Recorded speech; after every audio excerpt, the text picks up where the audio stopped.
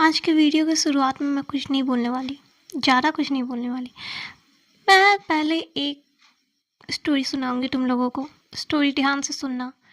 After that मुझे जो बोलना है मैं बोलूँगी, क्लियर करूँगी और अपना अपना ओपिनियंस तुम लोग कमेंट बॉक्स में डाल लेना, जैसा भी तुम्हें लगा हो ये वीडियो। ओके, तो ये स्टोरी है एक लड़की की।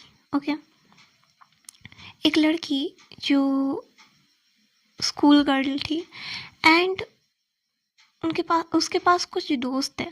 वो उन दोस्तों को बहुत ज़्यादा चाहती थी।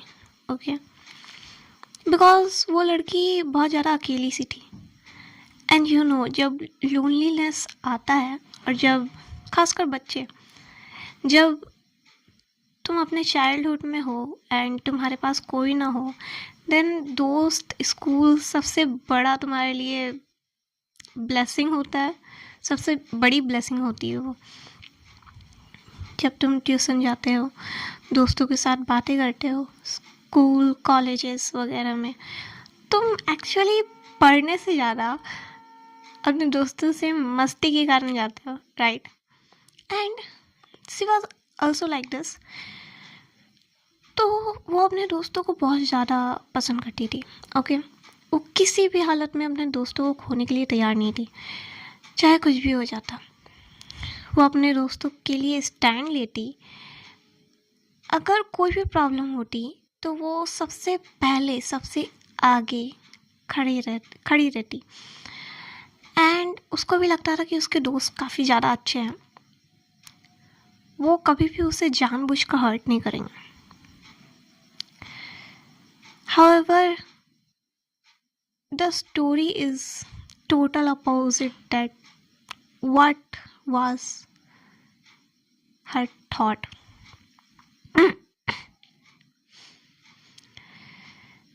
वो अपने दोस्तों पे बहुत ज़्यादा ट्रस्ट करती थी, बट उसे बिल्कुल भी नहीं पता था कि उसके दोस्त बस उसे यूज़ कर रहे हैं। लाइक अगर तुम यूज़ करना बोलोगे तो किस टाइप से तुम सोच सकते हो उसके बारे में? तुमसे पैसे लेना, होमवर्क करवा लेना, पढ़ाई का काम करवा लेना, या फिर कुछ और तुमसे लेना बस। ओके, बट उसके जो दोस्त थे वो यहाँ तक सीमित नहीं थे। अब वो कैसी थी मैंने तो तुम्हें बता दिया। अब चलो उसके दोस्तों को थोड़ा एनालाइज करते हैं। तो जैसे मैंने कहा कि वो अपने दोस्तों को काफ़ी ज़्यादा मानती थी, उनके लिए कुछ भी कर देती थी। And the friends of her was total opposite from her. उसके दोस्त उसे पंच बैग की तरह यूज़ करते थे। तुम सोच लो, अगर अगर तुम्हारे पास प्लेग्राउंड है and you need a ball to play football, then for her friends she was a football. Now this is a little bit funny but it's not. जब भी उसके दोस्तों को खेलना होता था, वो उसके साथ खेलते थे। मतलब they used to bully her. वो उसे पीटा करते थे because they were like it's fun. And वो उन्हें ऐसा करने देती थी बिकॉज उसका ये थॉट था कि दोस्त ही तो हैं, कभी ना कभी तो बदल जाएंगे। एंड इंसान तो बदल ही जाते हैं। उसके माइंड में ये चलता था कि तुम चाहे कितने भी बुरे क्यों ना हो, वो तुम्हें सुधार सकती है बिकॉज वो तुम्हें प्यार दे सकती है, वो तुम्हें केयर दे सकती है, वो उस टाइप का लव दे सकती है। और लव तो बड़े बड़ों को, अच्छों को सुधार देता है ना। बट अब उसके साथ उसके दोस्त, मैंने बताया कैसे खेलते थे। उसे मारते पीटते थे। कई बार उसके सर पे चोट आती थी, कई बार उसके नाक पर चोट आती थी, नाक से ब्लड आता था। ओके, वो अपने पेरेंट्स को भी ये सब नहीं बताती थी because her parents were not available that time. And after that all उससे सब कोई पूछते भी थे, उसे बाकी लोग पूछते भी थे कि ये जो तुम्हारे साथ हर रोज़ की चीज़ें हो रही हैं ये कौन कर रहा है। पर वो ऐसे नहीं थी कि अपने दोस्तों का नाम स्पेल कर दे और पनिशमेंट दिलाए अपने टीचर्स से। एंड बिकॉज ऑफ डैट उसने कभी भी उन लोगों का नाम नहीं लिया। ऐसे करते करते 2 साल बीत जाते हैं। Now she is so tired from this all because वो उसे मारते पीटते तो थे ही, साथ में उसकी जो चीज़ें थी एक टाइप से उसे बुली करते थे बहुत ज़्यादा।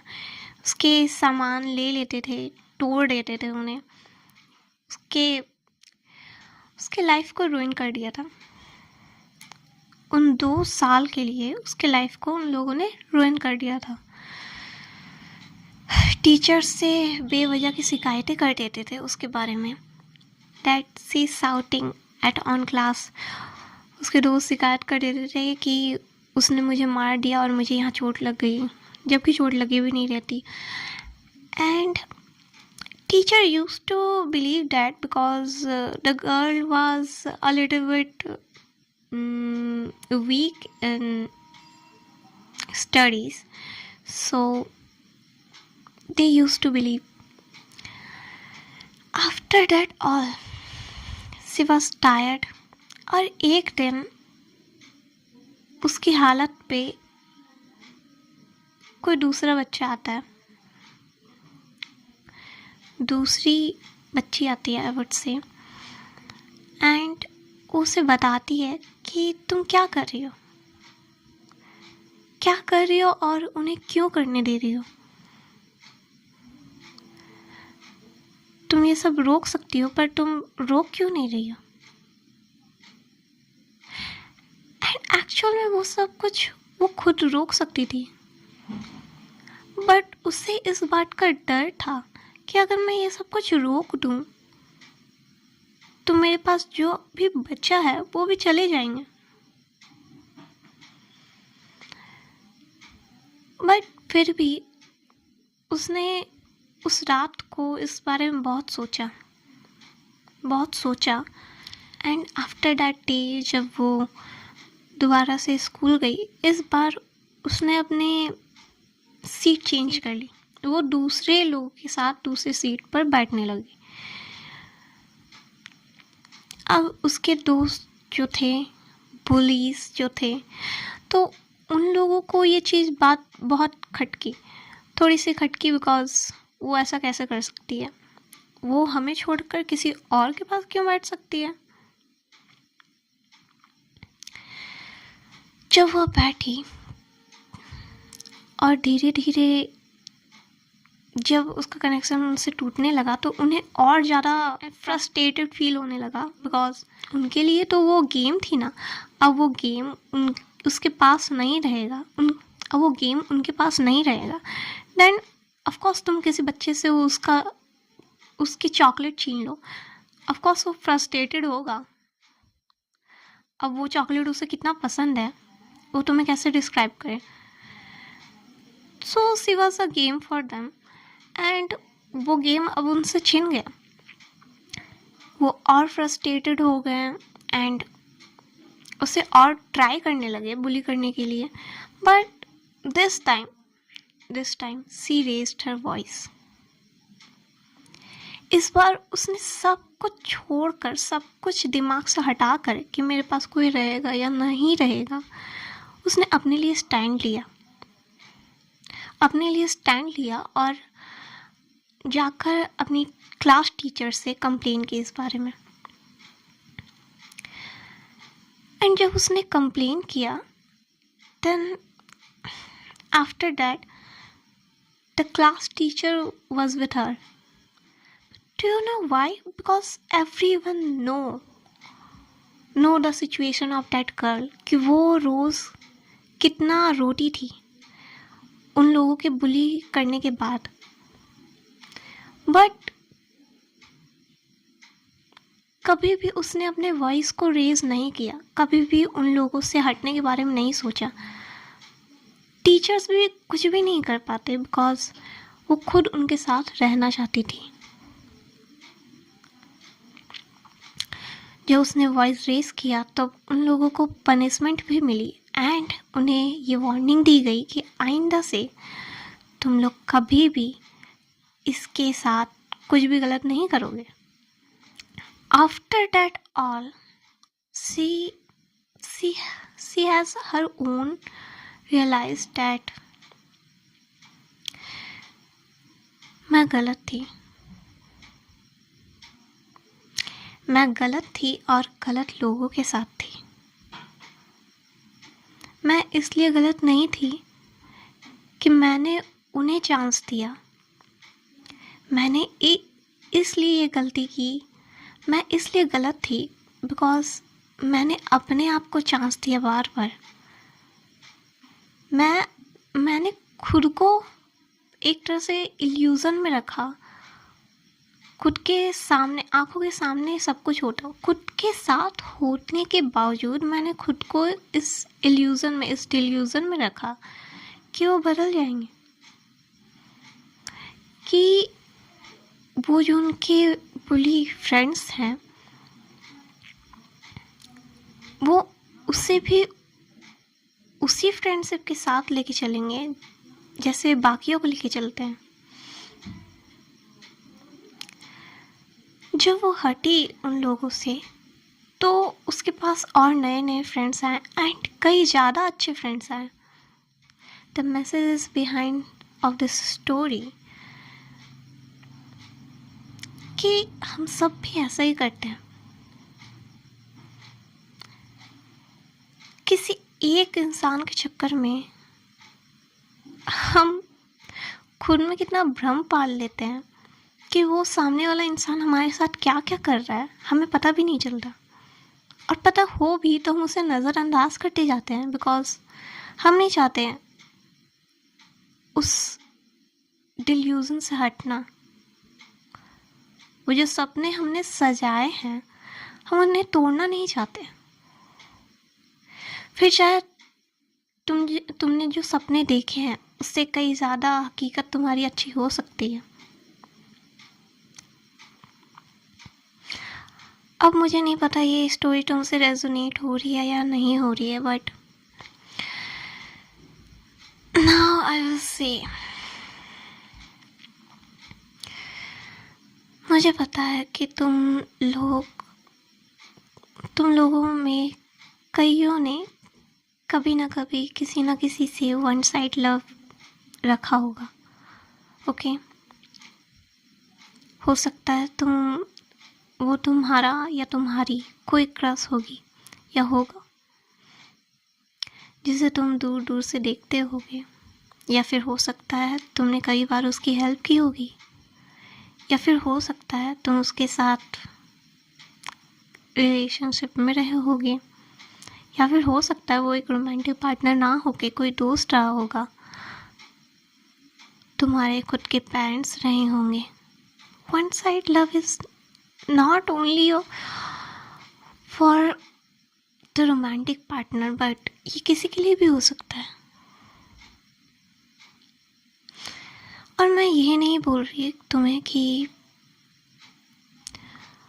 तुम ये करना बंद कर दो, बट मैं तुम्हें ये ज़रूर बोलना चाहती हूँ कि होश में रहकर करो।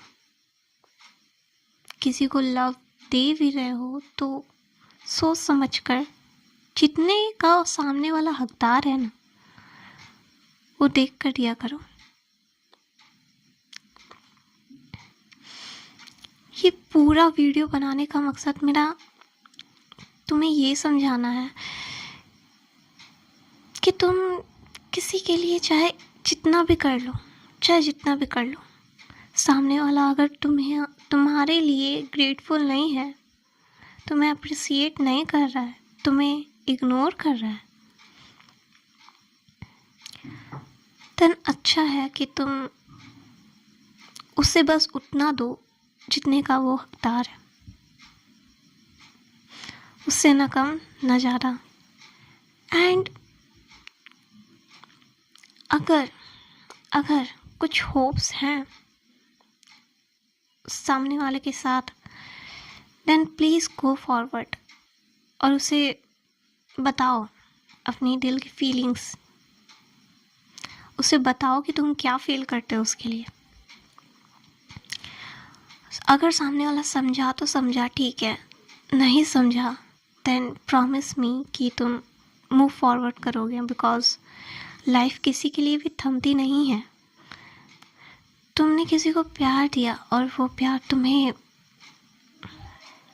बैक टू यू नहीं मिला तो तुम डिसअपॉइंटेड हो जाते हो। जब तुम डिसअपॉइंटेड हो जाते हो, जब तुम अपने आप को स्ट्रेस में ले लेते हो, जब तुम डिप्रेशन में भी चले ही जाते हो, तो मुझे बताओ ये गलती बार बार तुम क्यों दोहराते हो। पता है डिल्यूजनेट होना गलत नहीं है, पर एक लिमिटेशन में। मैंने बार बार कहा है कि इतना मत ख्वाबों में ख्यालों में खो जाना कि तुम्हें अपनी असली दुनिया और डिल्यूजन वाली दुनिया में कोई फ़र्क समझ में ही ना आए। उसकी सीमा है, जो लक्ष्मण रेखा, उसे लांघ कर चले मत जाना। तुम्हारी खुद की लाइफ है, उसे संभालना सीखो। तुम अपने लाइफ में खुद इतने उलझे हुए, तुम दूसरों की लाइफ में क्यों घुसना चाहते हो अगर सामने वाला तुम्हें घुसने ही ना दे रहा हो।